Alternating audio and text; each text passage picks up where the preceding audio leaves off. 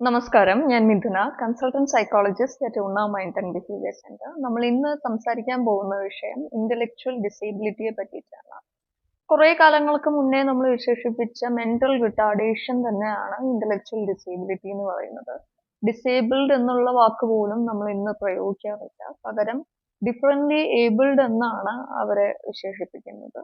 ഇതൊരു രോഗമൊന്നുമല്ല, മറിച്ച് ഒരു കണ്ടീഷനാണ്. ഐക്യു ലെവൽ 70ന്റെ താഴേക്ക് ആവുന്ന ഒരു കണ്ടീഷനാണ് ഇന്റലക്ച്വൽ ഡിസേബിലിറ്റി എന്ന് പറയുന്നത്.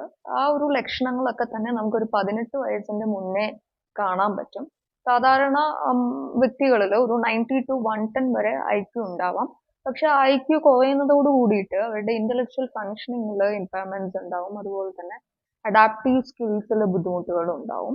ഇതിന്റെ സയൻസ് ആൻഡ് സിംറ്റംസ് നോക്കുകയാണെന്നുണ്ടെങ്കിൽ മൈൽ സ്റ്റോൺ ഡെവലപ്മെന്റ് തന്നെ വളരെ ഡിലേഡ് ആയിരിക്കും. ഒരു കുഞ്ഞ് വളർന്നു വരുന്ന കാലഘട്ടത്തിൽ കമിഴ്ന്ന് വീഴുന്നു, മുട്ടുകുത്തുന്നു, ഇരിക്കുന്നു, ഇതൊന്നും തന്നെ നടക്കുന്നില്ല. മോട്ടോർ സ്കിൽസിൽ ബുദ്ധിമുട്ടുണ്ടാവും, സ്പീച്ചിൽ ബുദ്ധിമുട്ടുണ്ടാവും, അതുപോലെ തന്നെ ബിഹേവിയറൽ പ്രശ്നങ്ങൾ ഉണ്ടാവും. ഒരു സിറ്റുവേഷനിൽ എങ്ങനെ പെരുമാറണം എന്ന് അറിയാതെ വരുന്നു. ഒരു 10 വയസ്സുള്ള ഒരു കുട്ടി ഒരു 5 വയസ്സുള്ള കുട്ടിയെ പോലെ ബിഹേവ് ചെയ്യും. സൊസൈറ്റിയിൽ എങ്ങനെ പെരുമാറണം എന്നുള്ളത് അറിയാതെ വരുന്നു. മറ്റുള്ളവരോട് എങ്ങനെ സംസാരിക്കണം എന്നുള്ളത് അറിയാതെ വരുന്നു. ഭയങ്കരമായിട്ടുള്ള ആങ്കർ ഇഷ്യൂസ് അവരിൽ കാണാൻ പറ്റും. അതുപോലെ തന്നെ ഒരു കാര്യം ചെയ്യുമ്പോൾ അതിന്റെ കോൺസിക്വൻസിനെ കുറിച്ച് അവർ അവിടെ ചിന്തിക്കുന്നില്ല. സെൽഫ് ഹാർമിംഗ് ബിഹേവിയേഴ്സ് ഒക്കെ ഈ ഒരു കാറ്റഗറിയിൽ നമുക്ക് ഒത്തിരി കാണാൻ പറ്റും. അതുപോലെ തന്നെ ഇന്റലക്ച്വൽ ഫങ്ഷൻ എന്ന് പറയുമ്പോൾ അവരുടെ memory, reasoning skills, decision making, problem solving, learning, ഇതെല്ലാം തന്നെ ബുദ്ധിമുട്ടായിരിക്കും.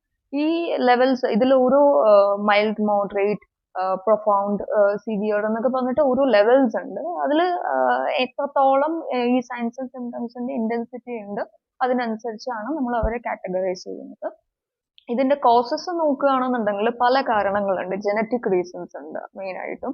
അതുപോലെ തന്നെ പ്രഗ്നൻസി സമയത്ത് ഉണ്ടാവുന്ന ബുദ്ധിമുട്ടുകൾ, മദറിലുള്ള ആൽക്കഹോൾ കൺസപ്ഷൻ, അതുപോലെ exposure to some toxic substances, delivery സമയത്ത് ഉണ്ടാവുന്ന ബുദ്ധിമുട്ടുകൾ, ഓക്സിജൻ പ്രോപ്പറായിട്ട് കിട്ടാതെ വരുന്നത്, അതുപോലെ ക്രോമസോമൽ അബ്നോർമാലിറ്റീസ് ഉണ്ട്, മാൽന്യൂട്രീഷൻ ഉണ്ട്, മറ്റ് അസുഖങ്ങളുടെ കൂടെ മീസൽസ്, വൂപ്പിംഗ് കഫ് പോലുള്ള മറ്റ് അസുഖങ്ങളുടെ കൂടെ കണ്ടുവരാനുള്ള ചാൻസസ് ഉണ്ട്. യൂഷ്വലി ഇതിന് ഡയഗ്നോസ് ചെയ്യുന്നത് ത്രൂ ടെസ്റ്റ് ആണ്.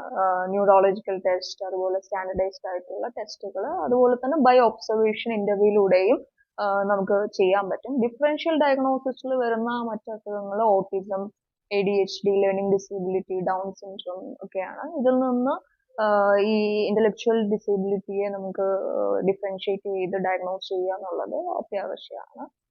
ട്രീറ്റ്മെന്റ് എന്ന് പറയുമ്പോൾ OT തെറാപ്പി ആവശ്യം വരും, ഒക്യുപേഷണൽ തെറാപ്പി, അതുപോലെ speech therapy, behavioural therapies, physiotherapy ആവശ്യം വരും, സോഷ്യൽ സ്കിൽസ് ട്രെയിനിങ് ആവശ്യം വരും. ചില ഘട്ടങ്ങളിൽ ഇപ്പോൾ ആങ്കർ ഇഷ്യൂസ് ഒക്കെ ഉണ്ടെന്നുണ്ടെങ്കിൽ, അതുപോലെ മൂഡ് പ്രശ്നങ്ങൾ ഉണ്ടെന്നുണ്ടെങ്കിൽ വിത്ത് മെഡിക്കേഷനോട് കൂടി നമുക്ക് ട്രീറ്റ് ചെയ്ത് മാറ്റിയെടുക്കാവുന്ന ഒരു കണ്ടീഷൻ തന്നെയാണ് ഇന്റലക്ച്വൽ ഡിസേബിലിറ്റി എന്നുള്ളത്. Thank you.